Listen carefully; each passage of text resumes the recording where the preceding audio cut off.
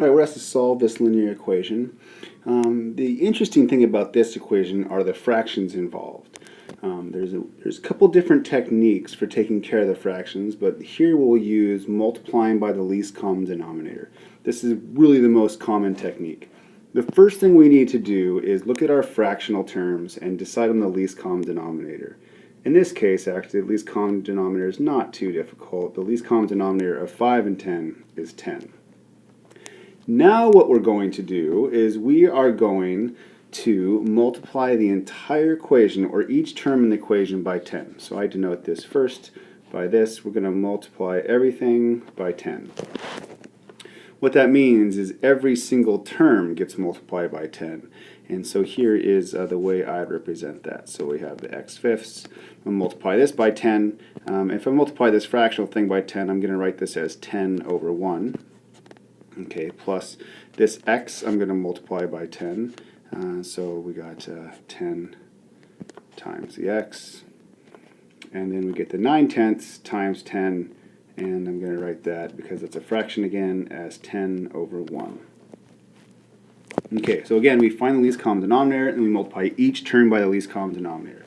Importantly, how I write this again is when I'm multiplying that 10 by a fraction, I'm going to do some heads up here and just write it as 10 over 1 so my fraction operations are easier.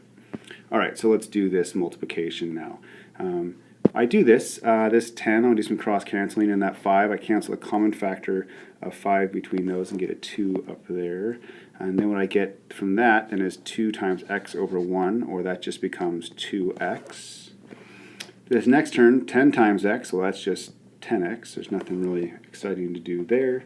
And then on the last term, I'll do some cross canceling here with the 10s, and then multiply straight across. And what I get is a 9 in the numerator and a 1 in the denominator, or just 9. Now this move is really useful, and it always works out like this. If I multiply each term by the least common denominator of all my fractional denominators, I no longer will have fractions. In fact, we call this clearing fractions. And all I need to do now is solve the remaining equation, which should be a lot easier than the original, and I'll have my solution to the original equation. 2x and 10x is 12x. That equals 9. I'm going to divide both sides here by 12. And so I get x equals 9/12. Or if I reduce that by canceling the common factor of 3, what I'll get is 3/4 as my final solution.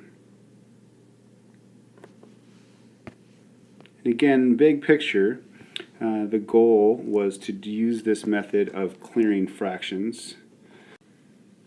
And how I did that was I found the least common denominator, multiplied every term by that least common denominator, and if I've chosen the right number to multiply by, I'll get to this equation right here that is exactly equivalent to the original equation, but with no fractions. And by solving that equation, I'll get my solution to the original equation.